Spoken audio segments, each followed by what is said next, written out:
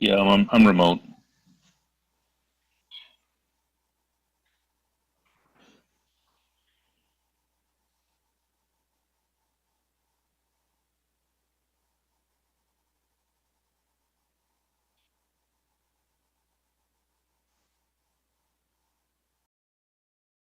Set the agenda.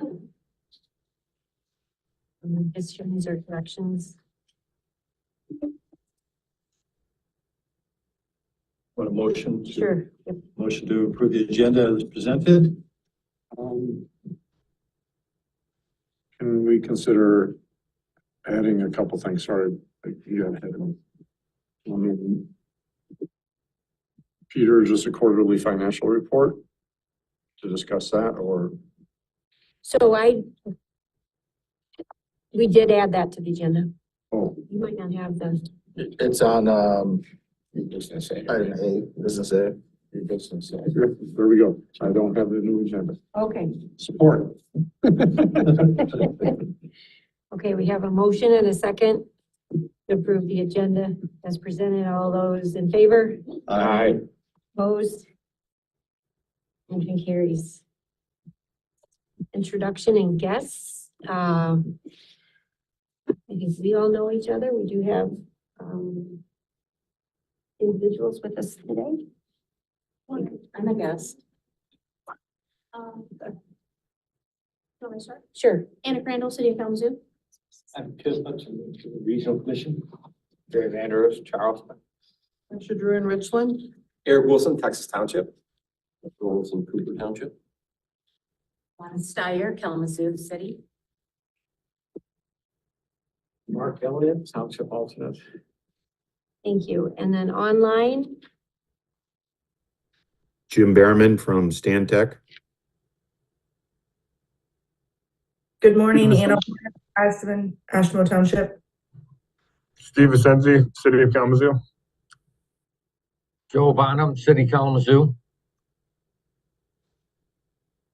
Sherry Bell, She missed me. Oshtemo Township. great. Welcome. Next item 4 is acceptance of the December 14th, 2023 draft minutes.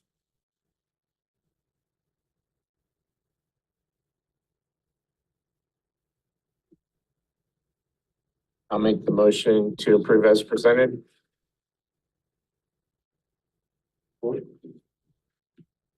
There's a motion by John and a second by Tom to accept the December minutes. Any further discussion? All those in favor? Aye. Opposed? Motion carries. Item number 5 is public comment. Anyone present wishing to make any comment at this time? Yes, Do I get a few minutes or? yes. Okay, great. All right. My name is Lana Steyer, Kalamazoo, Michigan. I do have a few comments. This is regarding utility water. In 2022, it was increased to 20% in the late year. And then 2023, it was increased to 6%. 2024, you're going to increase it 6%, 6%, 2025, 2026, 6. In 6/6 of 2022, the governor was given a $4.7 billion for Michigan to rebuild the safe drinking water. And out of that water system, Kalamazoo was given $4,890,000, which was to be used for the above. Kalamazoo had a principal forgiveness of $4,890,000. So I don't understand the board wants to keep up with inflation. So you want to stay with the norm by increasing the price of goods and services. Who decided this of the board of Kalamazoo residents? I paid $59.60 every 3 months for 10 to 15 years ago. And that was with 4 people in my household. Now I pay for 1 person in my household, me, $70 every 3 months, which is going to go up $74.20 for 1 person. At the end of the year, I will have paid $296.80. I realize that the men who put in the lines need to get paid. I realize that the people who put in all of, the lines for all the new piping need to get paid. But what I see in Kalamazoo is a lot of chit chat and a lot of bit of nothing. So if you're bidding for the lowest bid, it's taking all summer long and part of the fall for them to put in one street or two streets. So the bid is getting a lot of bit of nothing done. Thank you.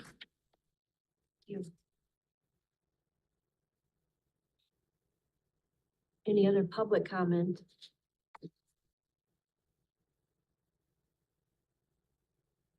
Hearing none, we will proceed to the section 6, item A, the water connection fee, which is amended water services agreement, and we did secure the approvals of all of the entities, including the city of Kalamazoo, and obtained all the signatures, and then the city compiled the documents, and that is in the packet that was distributed.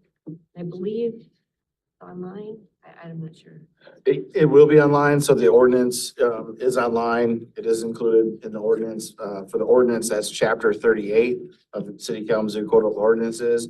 And then we also have our 2024 rates and fees pamphlet, which is a trifold publication, and that will be available online if it isn't already. And that is detailed in there as well. So is that just board approved or residential or?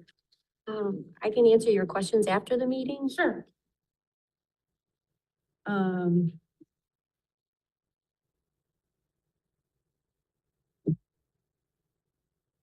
So the water connection fee will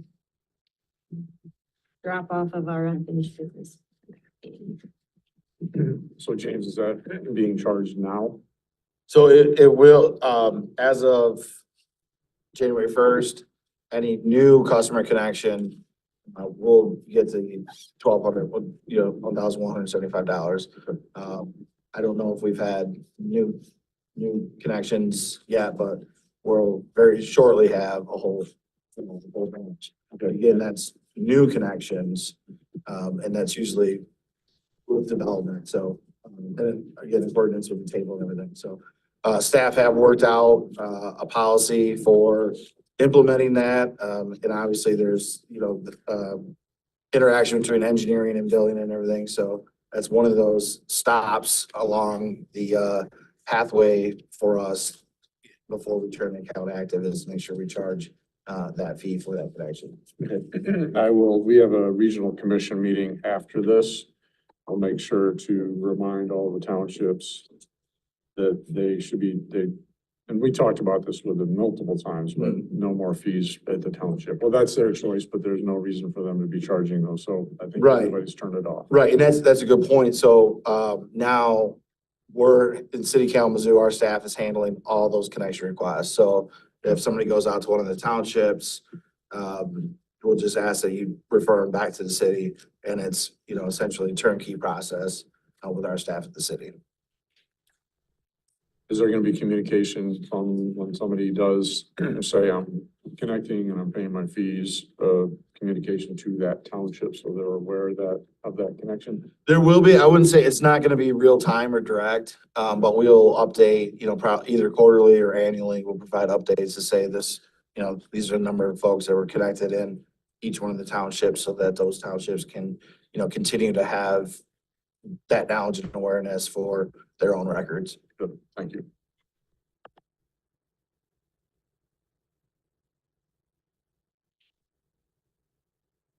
Next item B, capital improvements, the neighborhood policy discussion, and that's with the city of Kalamazoo attorney. And James, last meeting, you outlined the process the city needs to go through, and I think it's in May that the ordinance would be considered. So that'll be the Appendix D. We'll be bringing that back to Utility Policy Committee. We won't get another opportunity at the ordinance until next year for FY25. But what our plan is currently is to detail via internal policy, you know, how we handle those neighborhood extension requests, and then how we would cost those, and then put those costs in the appendix D, so that we'll show that via appendix D. So logistically, the draft that we have, that will get translated into the appendix D. So sometime ahead of the May meeting, we'll see. Yep. See that, okay. Utility financial policy, there's a subcommittee working on that. Peter? Yes, we met, a month ago. We didn't meet in the past month. And we intend to get back together with the thought of bringing the UPC a policy to review and approve and provide to the city. But we did not meet in the last month. But the intent, I believe, is to get this done in the next several months, perhaps in the first quarter if we can.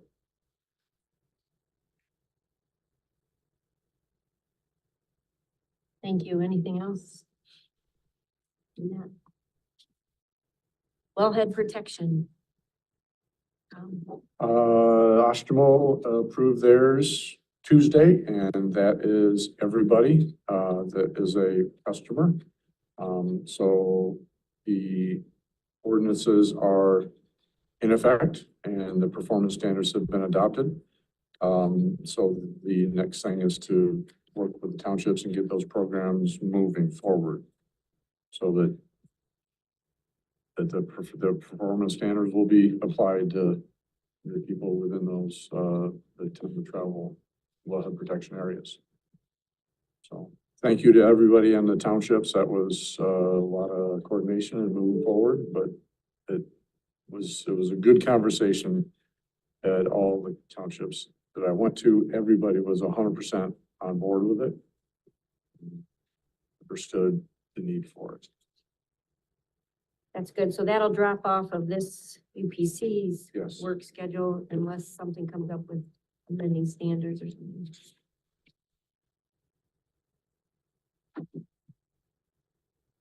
New business, the quarterly financial review, and Peter, you handed out a, Yep, I handed out a two-sided piece of paper, and what I have provided you with, I would ask you to go to the page where it says budget in the first numerical column. So one side doesn't have a budget on it, one side does.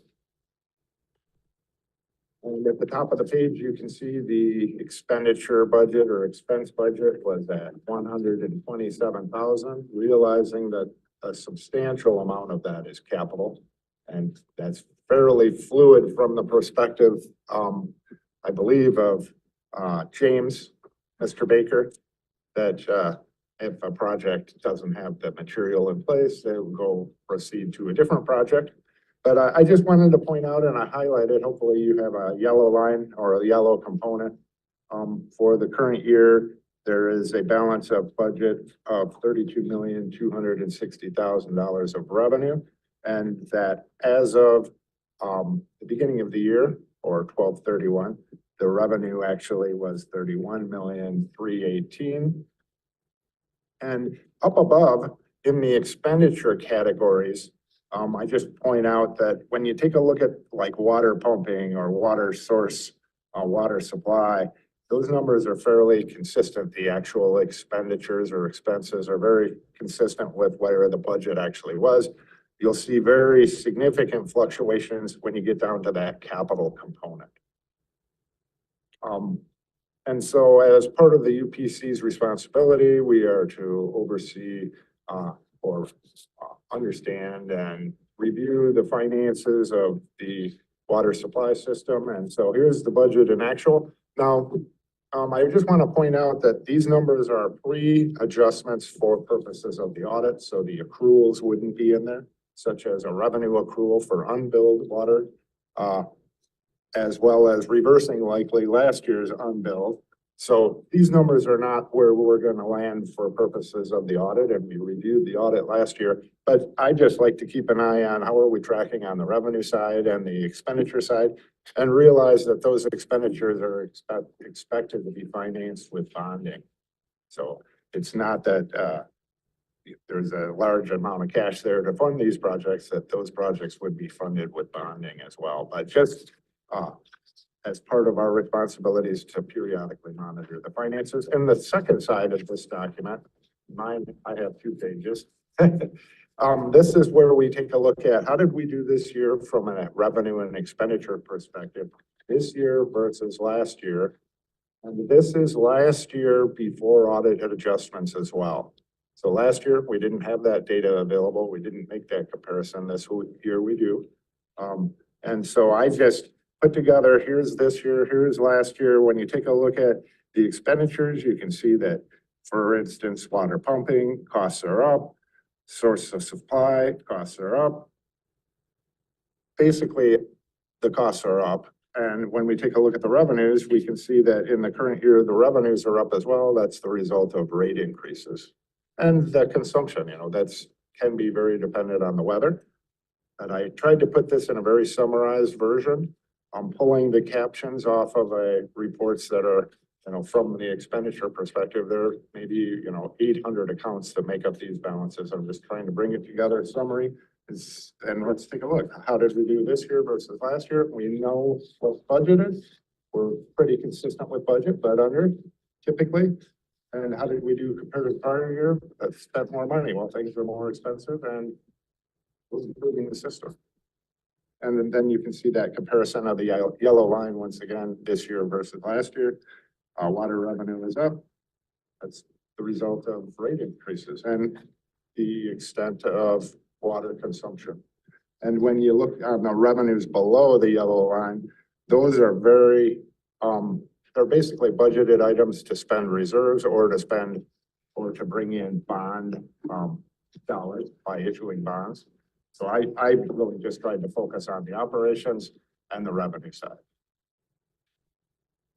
And I would ask Mr. Baker if there's anything of significance that you see here, and I know you just see it today. I just received it yesterday, so. Yeah.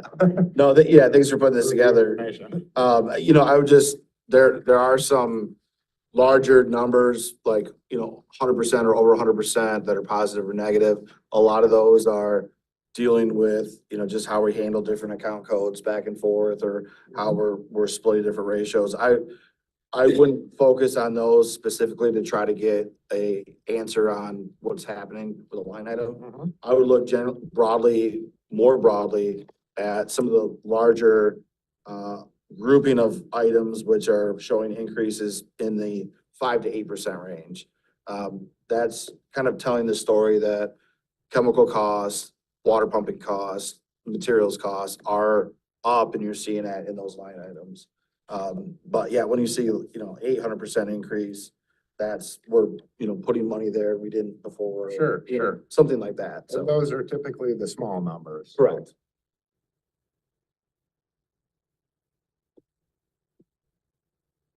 Sorry to put you on the spot. No, I was looking at, yeah, no, that's a good point. Yes, sir. Hey, first of all, this is very, very helpful, I think, from our perspective. I know going through 800 accounts is not going to be a useful, Yes, yeah. way to spend your time for someone who's sitting on this committee here. So I really appreciate you taking this, and I hope, Director Baker, you feel like this is a fair enough representation, because it's just taken from those accounts to help keep us up to date on that. So I appreciate that. So just a couple questions is, how do we time, we're looking at on the actual, the lower spending side on the capital.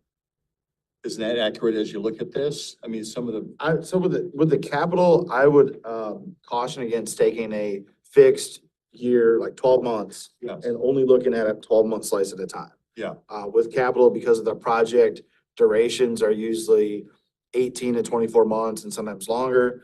The bonding is usually brought in 18-month intervals. It's hard to get an understanding of what's happening if we just zoom in on 12 months only. I would say we want to look at a rolling 2 to 3 year period to get a better perspective of what's happening in capital. okay. Do the audited numbers reflect that more in terms of an accrual approach to it and give you? I don't know that they would. You wouldn't even see an expense on the financial statements for the capital because it ends up being an asset on the balance sheet side. Right. So that's why I didn't want to compare, 12/31/23 with 12/31/22 after the audit. So they adjust these numbers, and if I was to get that report today, it would exclude all the capital. So we actually use a cash basis as of 12/31, which I received last year, and now I have this year, and kind of just retain it. But if you do look at capital, you can see it's over $20 million in capital. Yes. Yeah. There's more budgeted, but keep in mind that at the bottom, the revenue side of this, there was, substantial bonding expected as well, and that bonding might be done this year, and next year the project gets going, or the project's not complete at 12/31. I suspect if there's projects not done, they maybe have been able to even be working now. Yeah. Because the ground's not frozen. I don't know if that answers your questions or. Yeah, it does. So just, this seems to me a very interesting dance in terms of bonding, progress, how you adjust all that. And so, I mean, how do you do that behind the curtain to try to be like, I don't want to be way ahead of ourselves on this, right? And then just relative to that, then do you get bond proceeds and then are they invested and can we make revenue on bond proceeds while they're sitting waiting to be spent? So we do have Mr. Vicinzi on the call with us, our finance director, and I'll just introduce, we've got a really strong relationship where we work with Mr. Vicinzi on planning what type of bonds we need in anticipation to support our projects. Yeah. But that being said, if you remember back to a lot of our public discussions that we had with the city commission, we talked about the overall need, which for 24 was about $54 million in capital, but we were only gonna bond 75% of that. Right. And so there is kind of that, I guess, variance, if you will, between what is published in terms of the projects that we have planned. And then we know that they're not all gonna get performed, and we know they're not all gonna get completed. And so we wanna make sure that we're continuing to progress on them so that, we've got project codes assigned to them, we've got staff assigned to them, but we're only gonna totally fund something like 75% of that. Yeah. And that's where we work with Mr. Vicenzi to see how much bond proceeds do we carry forward from last year with projects carried forward from last year. And then what projects are we gonna start this year? What bond dollars do we need this year? And we kind of put that all together, almost like you would at home if you're putting dollars to something like a purchase. How much do you have on hand? Where, how much more do you need? And where are you gonna get that from? And then I'll, ask Mr. Vicenzi to comment on, if we can invest bond You do. proceeds once we have them and. I can tell you, you do invest the bond proceeds, and there is a cap on how much interest you can earn before you have to refund that to the IRS. So there is a arbitrage calculation. Yes, exactly. That says you can earn as much as you spend on the bonds, But not more. and you can pay for the bond issuance costs. And there's a lot of real technical rules. Mr. Vincenzi probably knows more than me. But theoretically, you can cover the costs of issuing the bonds and the interest, but when you get past that over a period of time, you may have to refund excess to the IRS, and there's actually a time period that you could earn much more if you spent it within X amount of time too. I think that's 18 months or some period of time. So it's pretty technical, Okay. but you do invest those dollars. Yeah. That's helpful. Appreciate that. Well, Steve wants to add anything. Yeah, yeah. Sure. No, I don't have anything to add. I think they pretty well covered both parts of your question.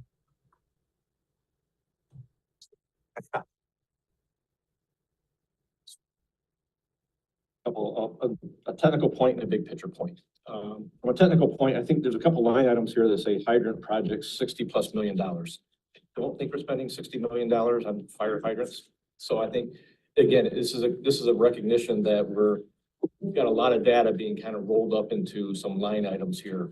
So I think this is more of a big picture. Those line items aren't necessarily for fire hydrants. Right.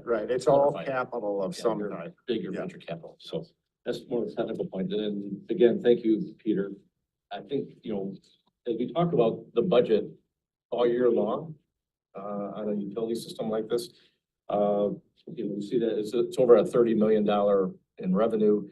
What we always, take a look at here at the end of the year is, how close did we come? And again, these are unaudited numbers, but it shows you again that we're within about 3% of where we were projecting probably about 12 to 18 months ago. So that to me just kind of reinforces that the work that we're doing collectively as a group and with our rate consultant is, within a very narrow window, quite accurate. And so I think that's just a good testament to the work that, the folks that are working on the budget, including our rate consultant, is doing to get us into an accurate picture of where we think we'll be 12 years from now. And we did that for 2023 and it came out very close. 12 months. Yeah.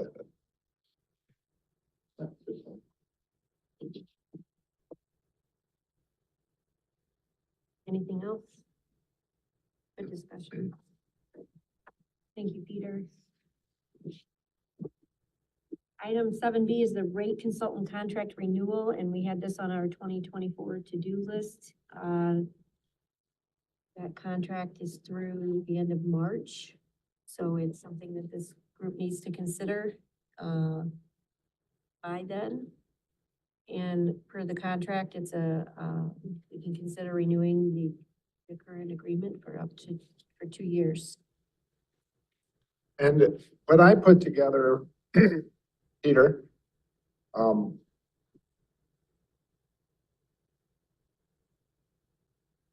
what I put together was a summary of our responsibilities.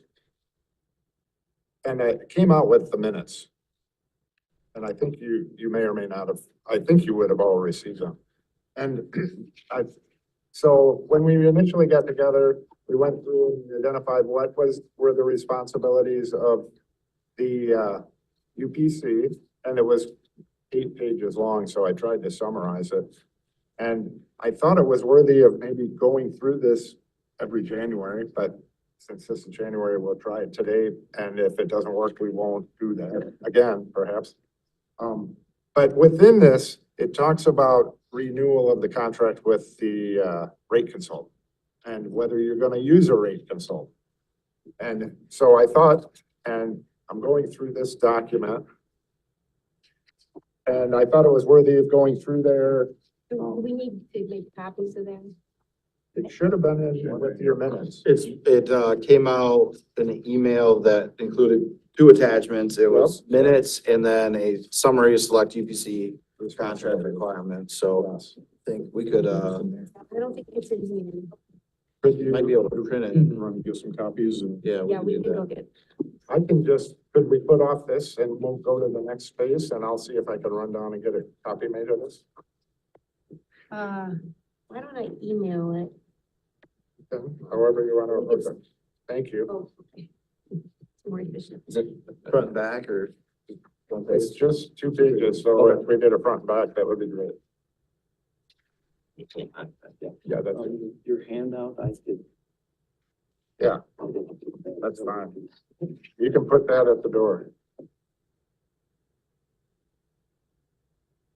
I thought that we should probably talk about our options with the rate consultant so that everybody understands it. So if we could maybe table that for a moment Sure. until we have copies for everyone to look at, and then everyone will have an understanding of what our options are. Well, the next item on the agenda is the review of the contract, the to-do list that Okay. he's copying, so. It jumped to something exciting like smart meters. Sure, we could do the hands-on on this. Yes, sure. Yeah, we can jump right into that. So we brought, and it's kind of heavy, but you can maybe, it's available if you want to look at it, but we did bring. Print it out so you can see it. Yeah, we can do that. So with the handouts, there is like just a small 10-page report that talks about smart meters and some of the work that we're doing to try to get more smart meters into the system. So these are our smart meters here in front of you. So I'm going to give you some background. Back in 2015 and prior to 2015, we had a partnership with Consumers Energy And Consumers Energy, when they were out reading the electric meters, they would read our water meters at no cost to us. Consumers Energy has since gone to all smart meters, and that relationship is no longer there. So in 2015, we had to issue a contract to a meter reading company. And we've had that in place for a number of years. That's about a $200,000 annual contract that we pay for folks to go out and read meters. Now, most accounts are quarterly accounts, but we do have some accounts that are commercial or monthly accounts as well. But knowing that, we have what's called 22 zones. So there's meter reading happening every single day, nonstop. It doesn't just go out every quarter. It goes out nonstop because we've got 22 zones that we're reading meters. And we break it up in that way so that, you know, we're always reading meters. We're always sending that out because across the entire system, we're sending bills out every month because we've got folks on different quarters. Not everybody in the whole system, they don't share the same quarter in terms of billing. So just because you get a bill every quarter doesn't mean that that's all that's happening. There's a whole bunch of other things happening too. So we've got about 50,000 meters in the system. In 2018 and going into 2019, we started to implement smart meters, and that's kind of what you have in front of you. We pilot tested, we did research on kind of two components of it, you know, really looking at the meter itself. This is a very robust meter. It's made of brass. It's got a solid base plate on it that if it does freeze, it can blow this base plate out. We can replace this base plate. Our previous meters, census meters, were all plastic, and they were prone to brittle fatigue failure as well as freezing failure. And so we wanted to make sure with our new meter, we had a more robust meter assembly itself. The other component is, you know, kind of what you see up top here, and then this connects by wire to that remote transmitter unit. That remote transmitter unit broadcasts via radio network back to kind of Neptune, or what we call our Census 360 system, so that these smart meters, we don't have to go out and manually read them. We don't have to send crews out or pay a $200,000 annual contract. It just all comes in automatically. And there's tremendous amounts of benefit for not only the utility, but for the customers as well. So with these smart meters, we have a customer portal. The customer can see usage in real time. The customer has the ability to get notified of leaks or usage. So you could, if all of a sudden your usage spikes, that could be because you're filling your pool, or that could be because you've got a broken pipe. And so we've got those abilities to track that. We don't have enough smart meters in the system now to really take advantage of any changes in billing.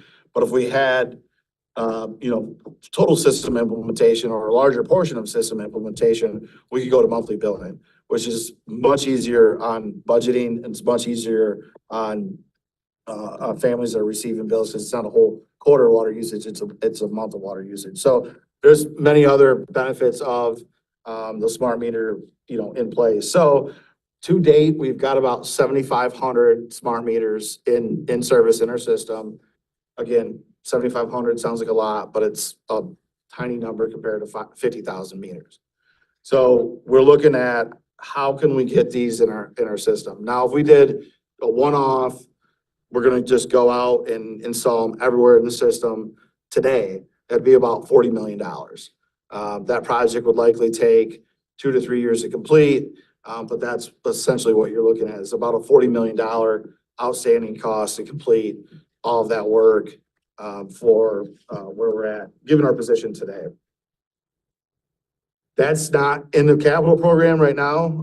Again, most of the capital programs focused on water quality issues, mainly lead and PFAS, as well as system reliability, mainly station improvements, cast iron pipe or main replacements, and looping out in the township. So there's a real heavy focus on CIP, and as Peter knows, and certainly as the whole UPC is aware, this capital improvement program that we have in place now is a very aggressive, a capital program. And we still don't have the meters in there. That being said, we're kind of looking at, okay, so what can we do to prioritize action and have some prioritized goals to really optimize, what do we have in terms of partnerships in front of us? So 3 things we're looking at doing. One is we want to make an effort during lead service line replacements to put these meters in the hand of our contractor doing the lead service line replacement so we can get smart meter implementation at the same time that lead service line replacement happens. If we can achieve that, that's gonna cut down the amount of time we have to go into a home. So we have to go into a home and be in a home for about 8 hours when we do a lead service line replacement. That would be, doing a meter replacement is a whole separate appointment. If we could get these done together, that's one appointment and that's 1 8-hour time that we spend in the home. So again, it's gonna be easier on the customer because we'll just do it all, in one time. So we're making some changes. We're gonna try to do that. One of the limitations is getting, we have a goal of 800 lead service line replacements per year. And getting that many meters is a bit of a challenge. So we're working to try to get more meters on hand so that we can make that happen. Next area of partnership is focusing on areas where we can get a lot of work done without and minimize that time period or risk exposure element while we're there. And so we've been working with Western Michigan University to get a large area done in Western's campus, working with them because that's one owner, that's one decision maker who can authorize multiple meter replacements. And so we've got city crews working with WMU, facilities team to go in and do those meter replacements and coordinate with Western when we do those shutdowns. So to pull a meter, we've got to shut that facility down. All your water goes through this. And if we take this out, your water is either going to go on the floor or we're going to shut the valve and you're not going to do what you're going to do. So this can be really impactful for, say, a restaurant. They don't want us in there. Okay, go away. Come back, some other day. And so if we can partner with a big group and get that work done, they can also get more, their deferred maintenance list. Hey, we need to replace the chiller. We need to do this other stuff too during a shutdown. So we're trying to coordinate that together. The third area of partnership is proposed partnership with Gull Lake Sewer and Water Authority for meters in Richland Township and Richland Village. And our kind of process with that is there's several elements that would support kind of that cooperative increase in technical, managerial, and financial capacity that comes with another utility provider. They have relationships, and they, being Gull Lake Sewer and Water Authority, have relationships with the customer base in those 2 jurisdictions. When they knock on the door, make an appointment, they're a known utility provider already there. A lot of times when we send contractors out, the contractors knock on the door, the homeowners want to hear from the city. So in terms of task, assignment, and level of service that we've got to manage on our staff resources, we have to put staff resources out in the field to support that contractor as well because of that relationship with the customer. So there's an advantage with Gull Lake Sewer and Water in that they're already a utility provider in that space and that they're a familiar face. The customers are ready. Another option, another benefit there is that there's a partnership in terms of with that meter infrastructure in place, with these sending the reads automatically to John and his group, they can then use that information for customers that are Gull Lake Water Sewer customers as well. So another benefit, and there's many benefits here, but another benefit is that once these are in place, and one of a Gull Lake Sewer Water customer could, in sense, come to Gull Lake office and pay their water bill and wouldn't have to come to Kalamazoo to do it. So, and not to say that you have to come to Kalamazoo to pay your water bill. There's ways to do it online and, many opportunities, but that is another option. Additionally, with established relationships with other utility providers, such as Gulf Sewer and Water Authority. That gives us additional ranking and points for grant opportunities with the drinking water state revolving loan. So that could be up to an additional 5 points in our ranking to have these types of established relationships and partnerships. So in terms of action, the city commission has approved back in the December 18th meeting about $744,000 for the purchase of the meters and the components for the work needed in Richland Township and Richland Village. And we've also, we have on kind of the docket, if you will, for the January 22nd meeting, a recommendation for $1 million of meter purchases for us as a city to use and implement and provide, during the lead service replacement contracts. And then, of course, all new customers go on the smart meters. And then anytime we go into a home and we have to replace the meter, we replace it with a smart meter. So through attrition, we're replacing the smart meters as well. In terms of next steps, the meters that we ordered, the $740,000 of meters that we ordered for Richland Township and Richland Village, we expect those to be 8 to 12 months out. So that work will probably occur very late 24 or very likely in 2025. We'll need to establish an agreement, an MOU of some sort with Go Lake Sewer and Water to pay Go Lake Sewer and Water to perform the installation and, almost like a contract, but instead of hiring a contractor, we're hiring Go Lake Sewer and Water. So that still has to get worked out, and that's kind of out in the future still, understanding that there's not gonna be any meters to install until, the end of the year anyway. So that's kind of what we're working on, where we're at, and some of where we've been. And I'll stop there. If there's any questions from the board, I'm happy to go into it. I have a few. So what is the life span of those things? So I believe 25 years, Anna, is that what, I think it's a 20. 25 year? And the replacement on that would be from battery failures. Okay, The second is, how's it powered? It's a battery. it's a battery. Battery. So would you just replace the battery? I mean, the guts of it is hard, and then with the battery, could you just replace the battery? I don't think the battery is replaceable. So, and really, so The the, head, it's a sealed unit with the head. yeah, the battery, I believe, is in the radio portion. That gray box? And then the other one, they're part of the black box on top of the, So you have to replace the whole meter and. Well, not this part, this top piece comes off, Okay. and that's separate. So the RTU could just be So- replaced. This is a radio built into the register of this meter, and then this is a radio that would go on the side of the house. So this meter would get used in a pit. This meter would get used in a house. So the battery in the radio would, essentially you need to replace the radio. But then the body should outlive that. So you're not replacing the whole thing, you're just replacing the radio part. Theoretically. Correct. So you're 7,500 into 50,000. What did you say the whole program duration is to? The program duration is undefined at this point, and we're still kind of operating under a program of attrition.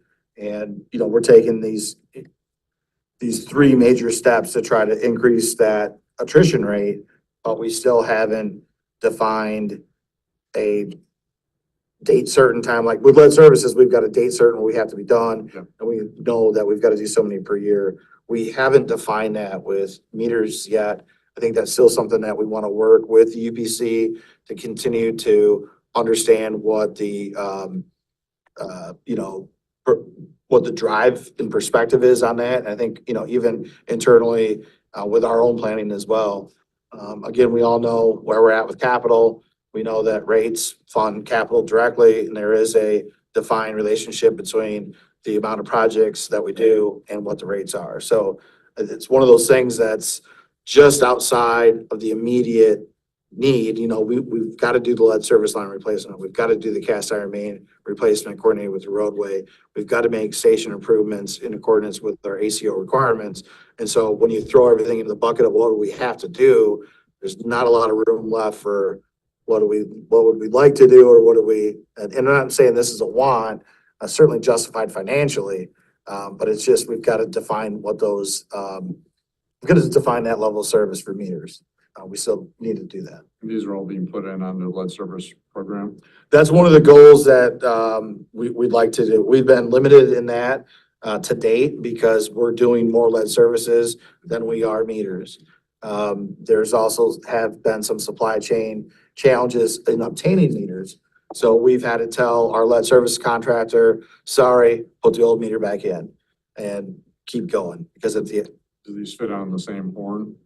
I believe the same. Yeah, so they're a standard lay length. Yeah, so the pit one would go on the horn. The ones that go in the basement, we don't typically set on a horn. Okay. But it would be, so if you couldn't put one of these in, to come back and put it in, it's just a matter, you're not replumbing. You're just Typically, yeah. unscrewing and Right, yeah. screwing back. Okay. Yeah, that's all I had. Was the initial install of the smart meters, was that in Texas Township? At one point I had a conversation with you talking about starting Yeah, on the west side. We wanted to start away from where our lead work was, just so that we could kind of keep the project disruptions in separate zones, if you will. There was a lot of work done in Texas and a little bit of Oshtemo. Yeah, Oshtemo, I think, is slated for this year. Okay. Again, lead time challenges have delayed all that work.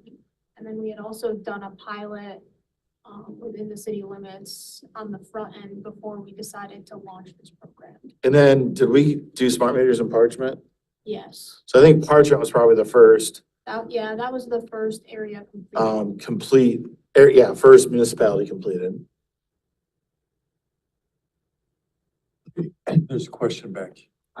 Eric, Texas Township. Just curious, James, I'm assuming that there's an app for the resident that can be able to monitor their usage. That's one question. And the other part, I'm just curious internally, if you had, would internally, your, water sewer department look at variances? And so if I had average of 6,000 gallons, I'd pay a month, and that's pretty static. All of a sudden I have 12,000. How would that be handled? Would internally an email or a contact, hey, you have double the amount, or a postcard, or how would that look?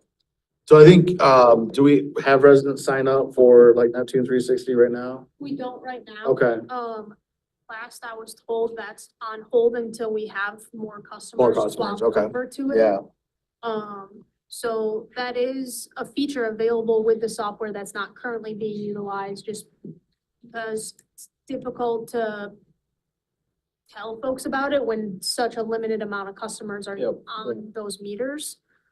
It would cause more confusion than benefit. James, what was the second part?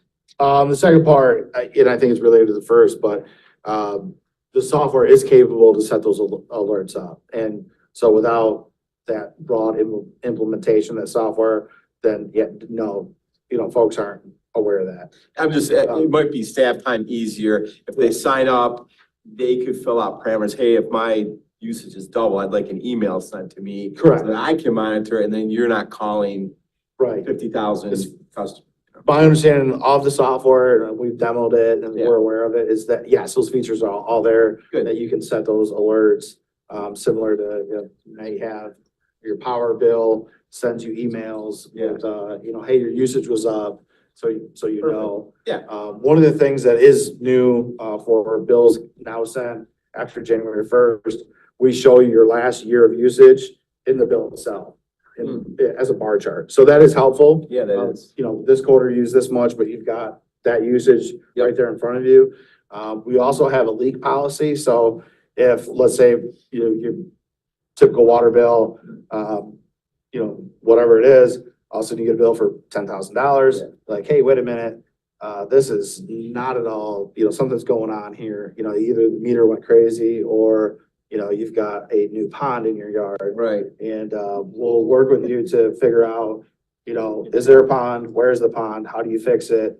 And then if you demonstrate that it was fixed and you provide, a bill from a plumber, a verified, that it, has been fixed, then we'll, take you back to what your last, bill was. Okay. But we don't do that it has to be significant and obvious. If your, usage is 70 cubic meters 1 month and then, next quarter you're at, 76 cubic meters, it's, that's not a leak, that's just variations in use. Sure. Okay, thank you. These must be residential ones. These are, 1 inch, yeah. Yeah. Yeah. And for commercial and industrial. What's the unit gonna look like? Yeah, those would get really big, we didn't bring them in, but we've got them in your handout. We show you, all the way up to 12 inch. How much that would be. So a 12-inch meter is $30,000 for $30,000 for a smart meter. So, that's something that, with those costs, we'll probably be making some updates to Appendix D as well as we continue to implement these, because just that cost of that meter itself is going up also.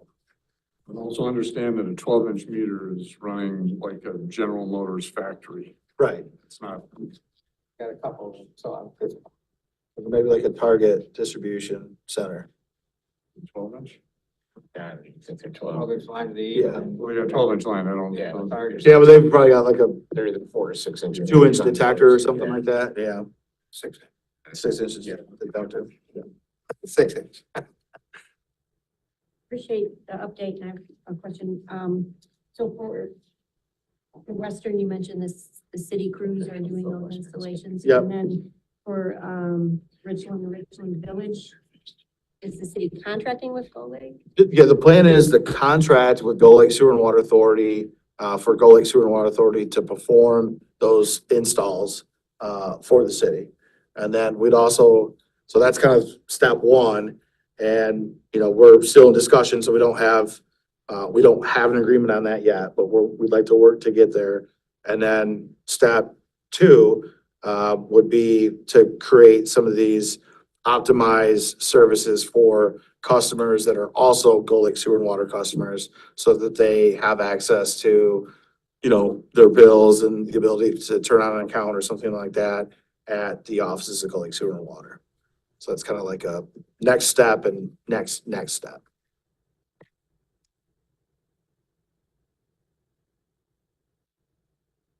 And then just to be clear, the overall plan for smart meter replacements you indicated is not in the capital.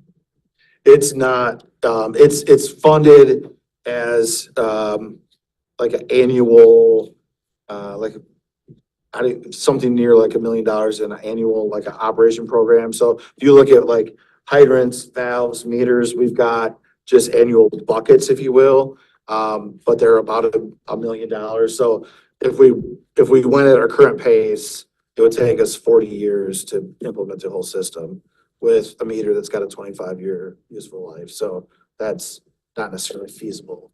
Now, the important thing is those are the actual cash registers to bill. So as the meter ages, its accuracy also drops off to an extent too.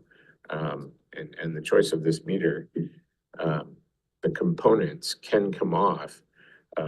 So the body can stay.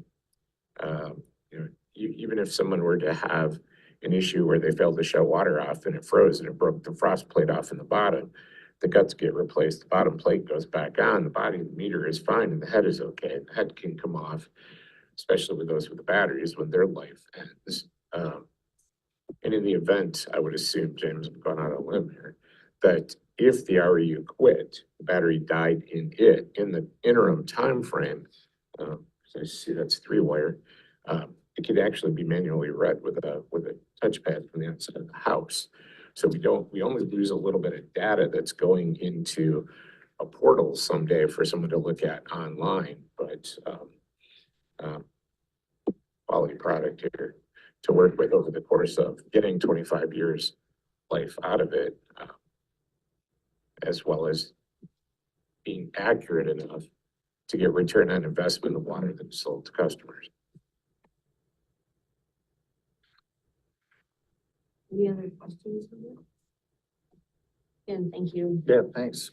I'd like to thank Anna too for her help and support in this, and those that aren't aware, Anna's our assistant city engineer for water resources, and she's kind of handles all of the water capital budget and is, really involved in long-range planning and implementing some of these, very projects that we're talking about.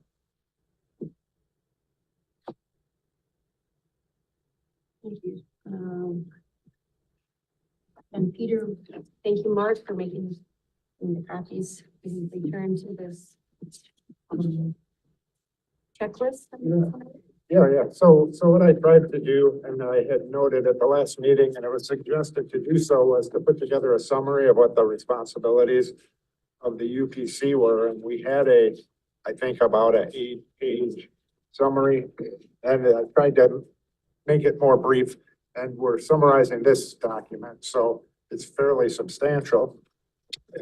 And what I did is I left in on this document the section that these components are being quoted from, and subsections as well. When you get down to 3.6, you'll see it's section A, B, C, or what have you.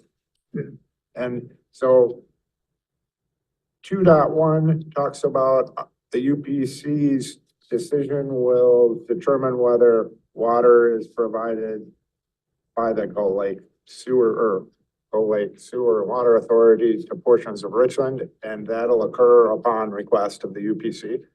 And the next one, I left it in there because I think it's very important. 3.1, we're always to be working in the best interest of the public water supply system. That is a good one.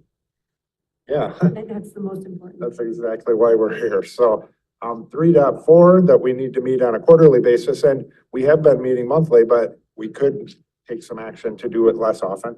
3.6 gets into what we are to be doing on a quarterly basis with our coordination with city management, looking at the capital improvement plan, operations, maintenance, repair and replacement of infrastructure, water service, financial policy, water rates, and then the subsections related to rates.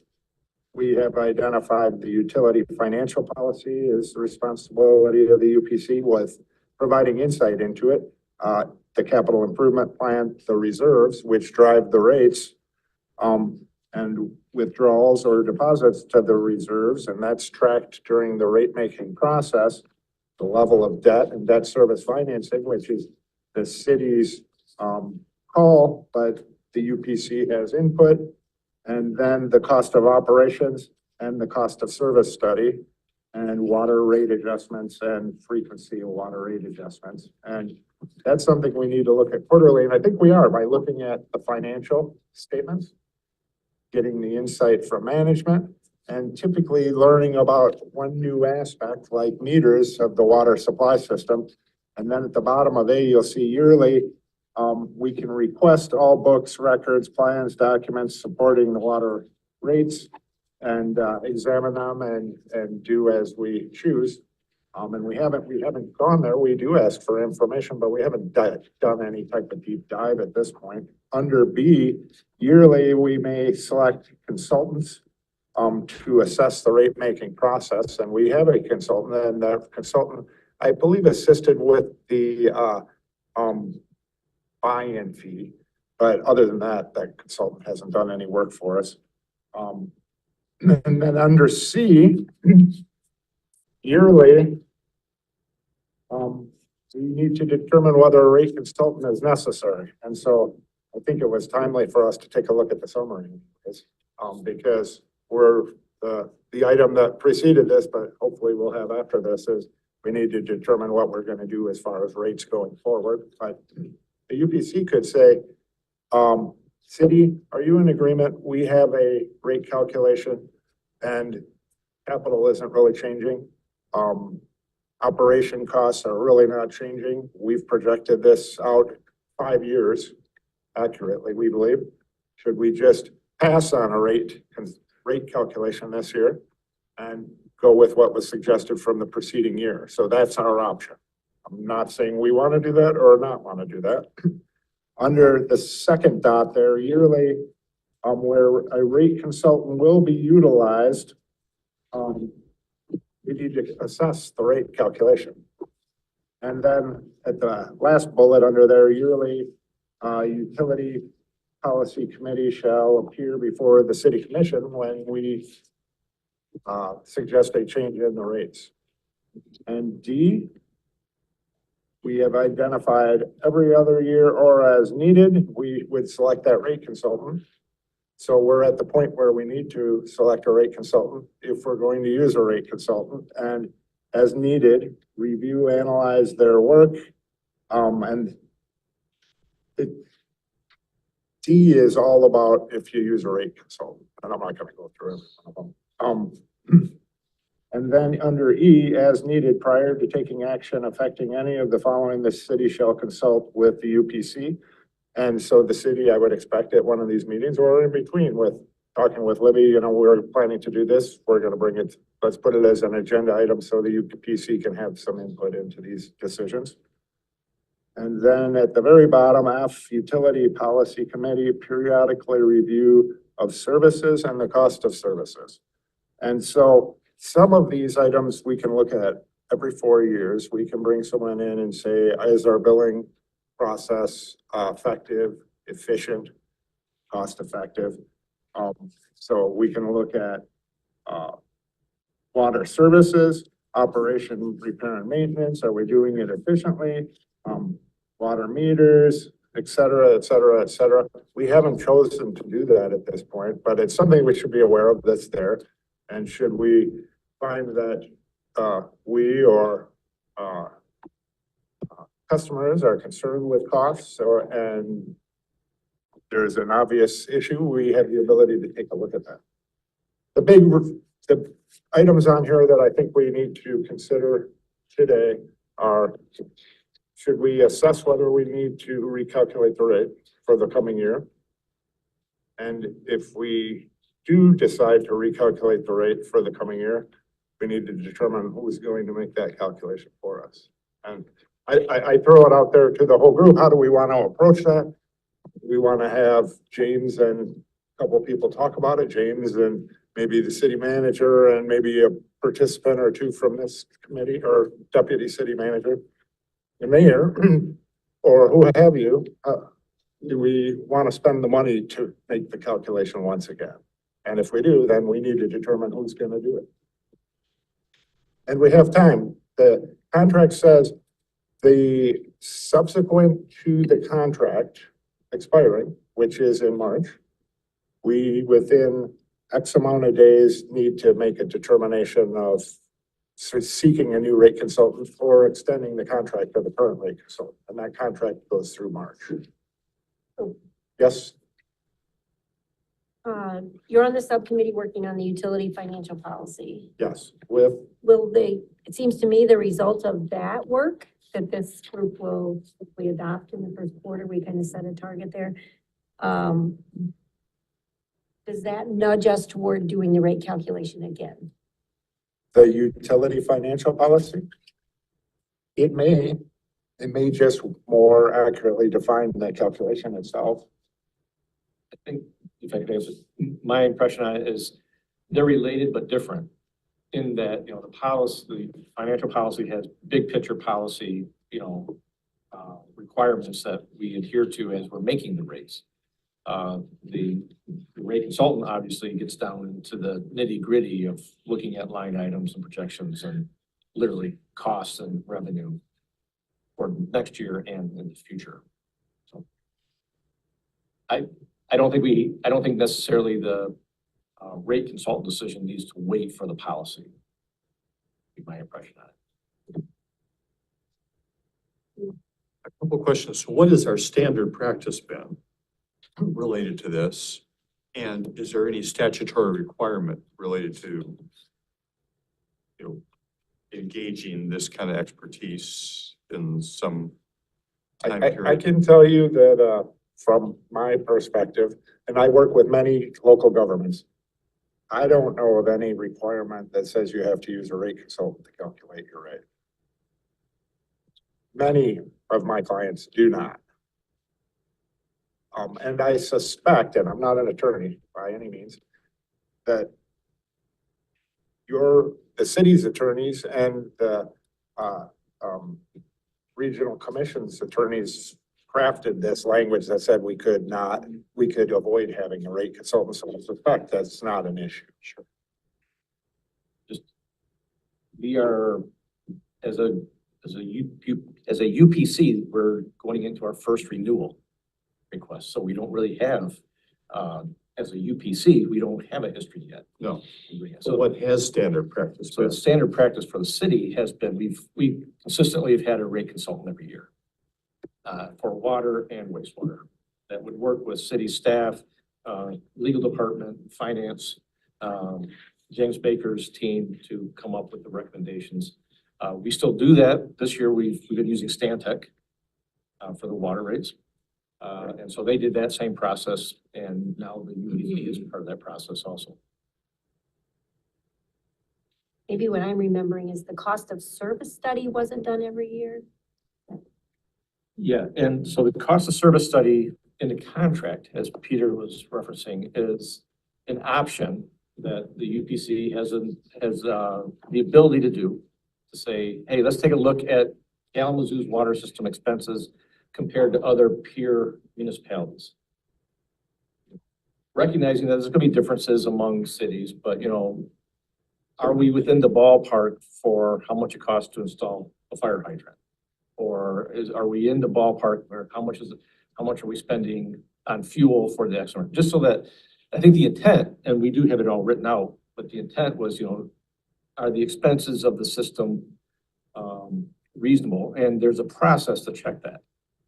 And if there does find something that, as was mentioned earlier, like, we need to take another look at this item over here, there's a process for doing that too.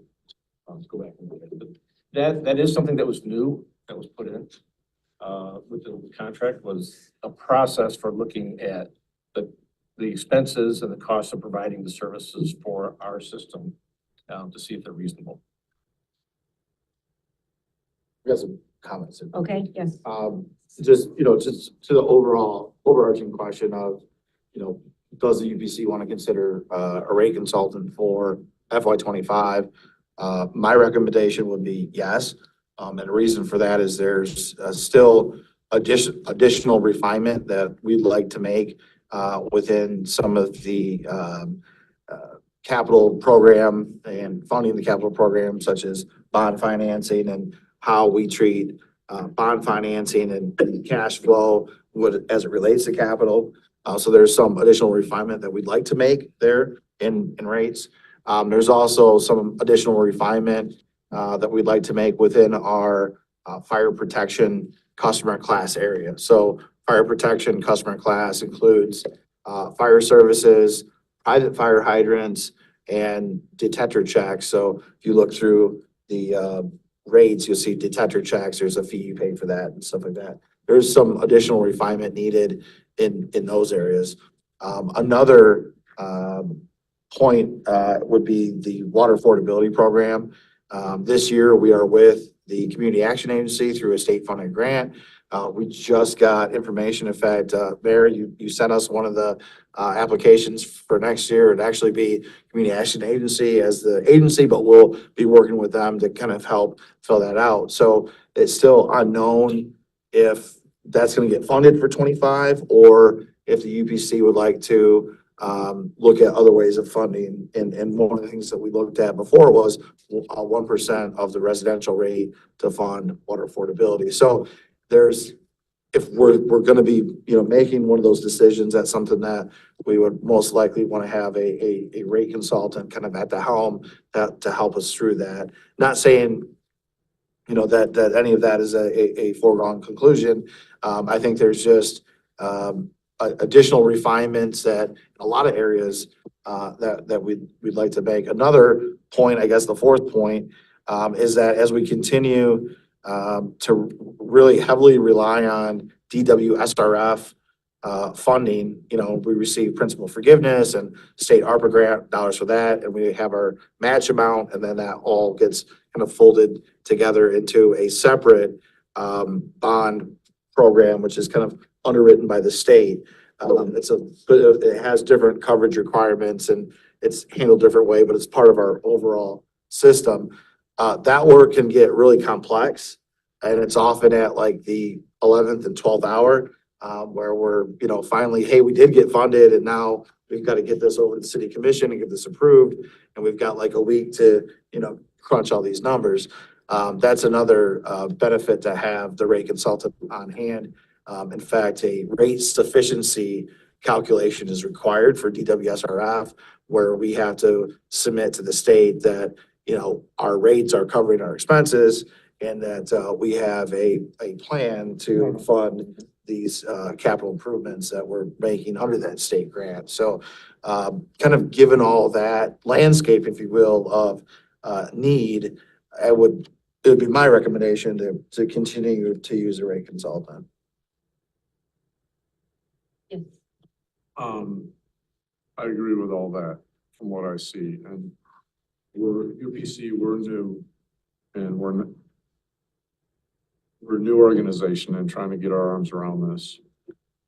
You've got a city who's run the rates for years, year to year, and I don't think that we necessarily want to upset that apple cart right off the bat, especially given what James is talking about. We're sort of in this period of, water meters and DWSRF.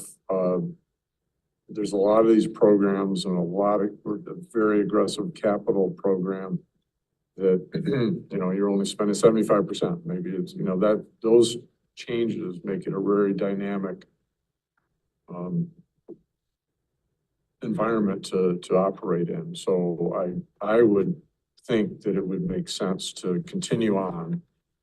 We're not in a sort of a static period where nothing's really happening, or the things that are happening are all planned and they're happening. We're stacking them up and knocking them off. So that the Stantec, I think they went out 5 years. And so I don't think, I don't think that we're at that point where we can say, yeah, let's just stick with it for a couple of years. It's too much going on.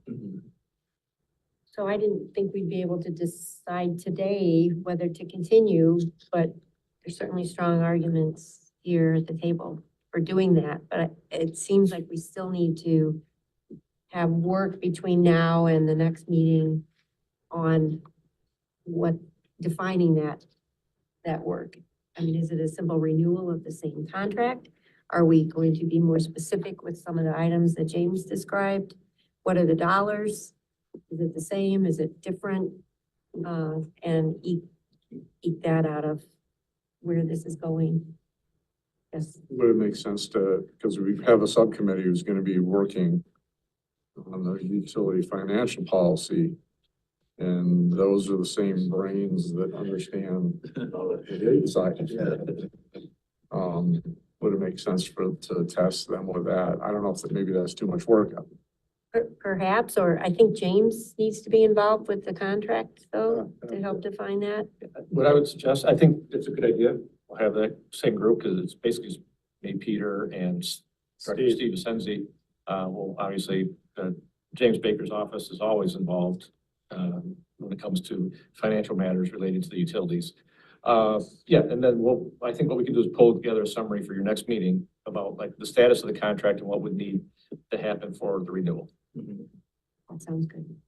I have one other question or point on it. The list that Peter provided us out of the contract says we could do 2 years. Do you want to tax that group to look at, is it a 1-year renewal or is it a 2-year renewal? That is, the contract says it is a 2-year. It doesn't say it's a And 1. yet we started out the gate with a 1 year with them and we're talking about. No, we had a 2 year. Did we? No. They have completed. Okay, Mom. But it does say 2, and I wish it let us have our own option personally.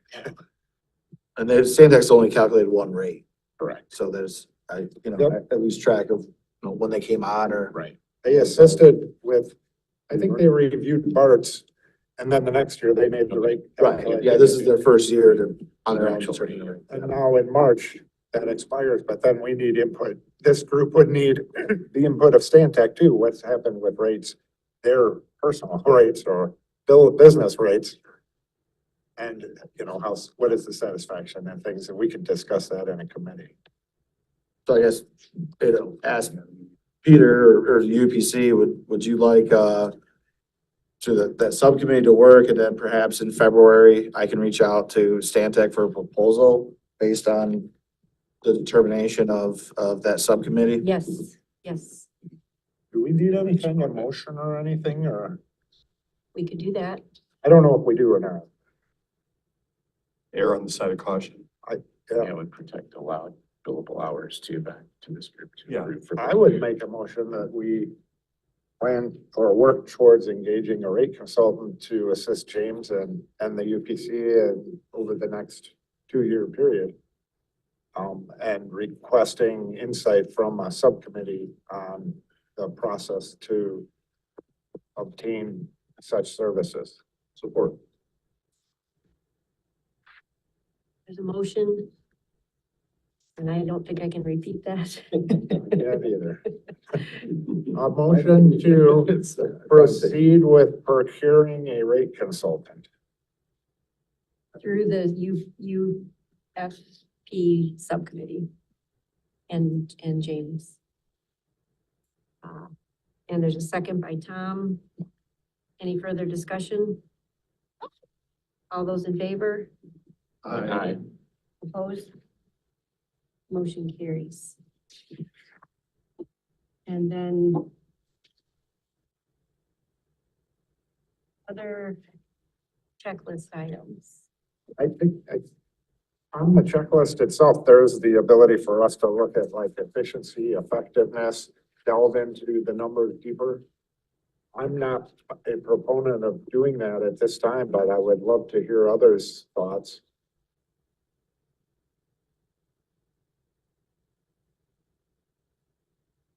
But and perhaps we could try this again next year, just to refresh ourselves.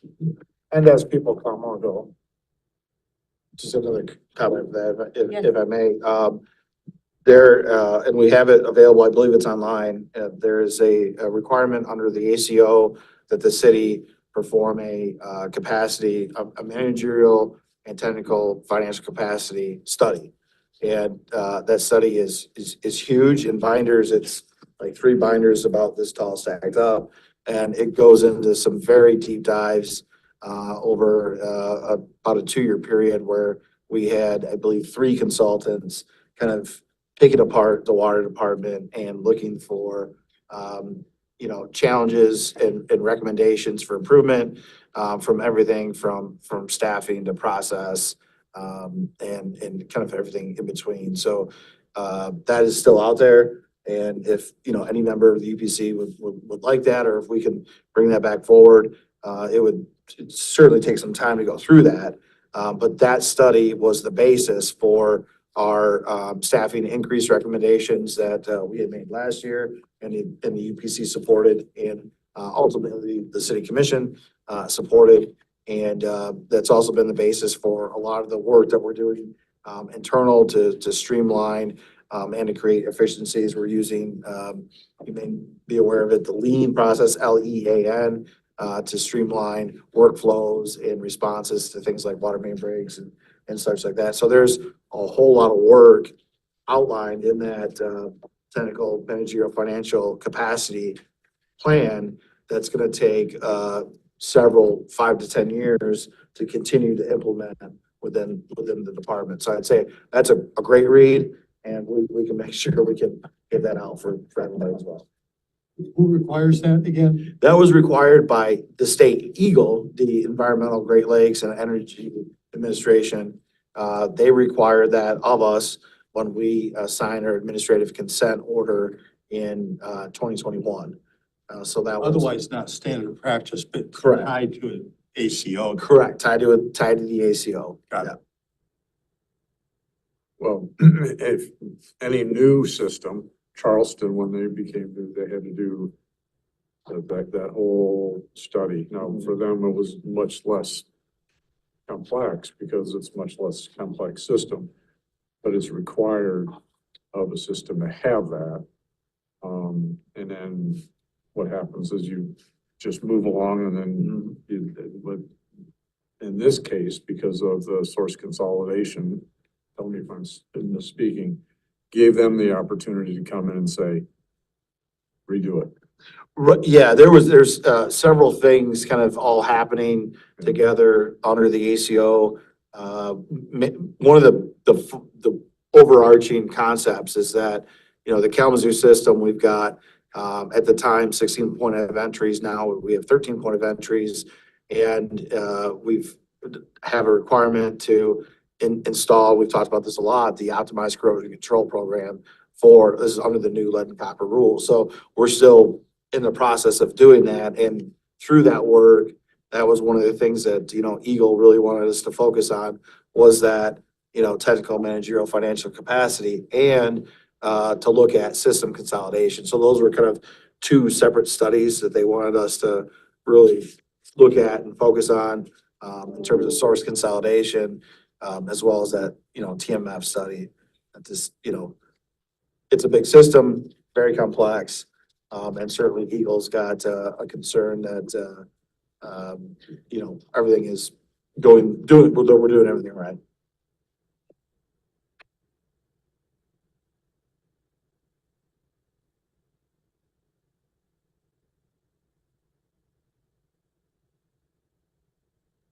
Is that study on the, could it be on the? We can make sure we put it on the UPC website. I know it's out there somewhere. We just maybe make sure we bring it back to. Put it on the UPC. Zip file or something? We've got, online, we've got, utility system reports or something. I'm fumbling with the name of it, but there's many different studies and reports in water and wastewater that we want to make sure are available to the public. And we've got like a whole website filled with those with drop downs and everything else. So, and sometimes we can put things in multiple places just so, you know, we're the UPC, we're talking about the UPC stuff. Let's put it on the UPC side of the house. And it's a great resource to have out there.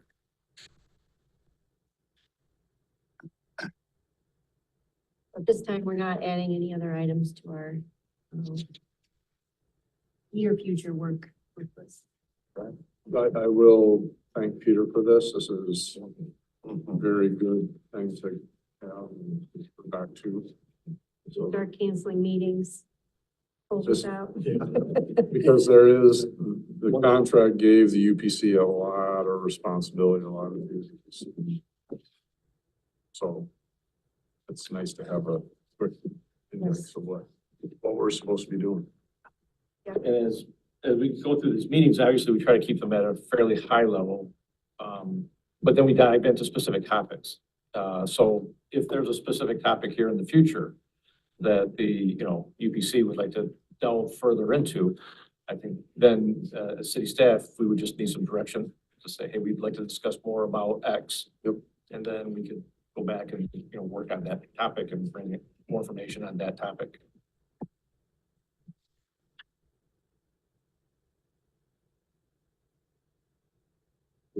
Yes. So we made a motion to have the financial review or the Utility Financial Policy Committee review the contract for the rate consultant. Have we ever made a motion for them to go and look at the utility financial policy? So then we have given them the ability or the direction to do the rate consultant. Have We we did ever? not make a formal motion on that. I think it was a consensus to establish the subcommittee. But if we're gonna do one, should we do the other? I don't have a problem with that. I'll make a motion to have the Utility Financial Policy Committee give us a proposed utility financial policy. Or suggest a utility financial policy. So they're already doing it. I just thought The members, I believe the members are Peter and Jeff And Steve Asensei. Steve. And James, I don't think James was on that. no, it's just the three of them, but Yeah. they're one. Yeah, they were. Yeah. I'll support. There's a motion by Tom, second by John to officially establish the UPC, the UFP committee. And to bring back a proposal on that policy. Any further discussion? All those in favor? Aye. Opposed? Motion carries. Good. Item E, professional services invoice approvals. Two. I move approval of the Rainville Hefner LLC invoice number 6244, approval and payment, amount of $550.70. I will support. Motion by David, second by John to approve the their invoice 6244. All those in favor? Aye. Opposed? I abstain.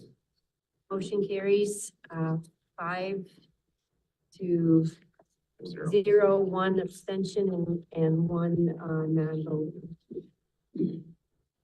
Anniversary. Okay. And then we have the Prine and Newhoff. Move approval of the Prine and Newhoff, approval payment, Prine and Newhoff invoice number 78981, in the amount of $842.30. I'll support. And motion by David, second by John to approve the Prine and Newhoff invoice 78981. All those in favor? Aye. Opposed? I abstain. Motion carries 5 to 0, 1 abstention and 1 non-voting. Committee member, alternate attendee, guest comments. Around the room. No problem.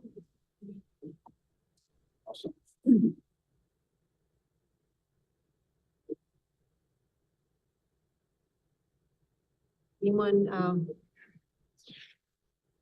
there's always comment. What happened? Anyone online?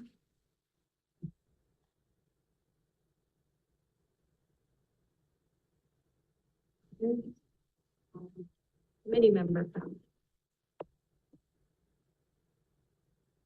Nice to see everybody. Just three things. One thing is housekeeping. The professional service providers, had a PO with the city for the work on this committee for 2023. We should probably get that, renew that for 2024, which means that we owe James a letter. And because rates probably changed a little bit. That's number one. Number two, I will say go blue. Number three, it's the Lions. It's the Lions' turn to keep it going. Sorry. I would just comment, James, thank you for the information in the packet. Helpful to keep us learning and feeding us in small bites. Thank you. Thanks. And James? No. I have nothing. Happy New Year. Jim, okay. I would just say it was a good meeting. Sorry I wasn't there, but carry forward. Thank you. Thank you. Okay, we have exhausted the agenda and we are adjourned. Next meeting, February 8th.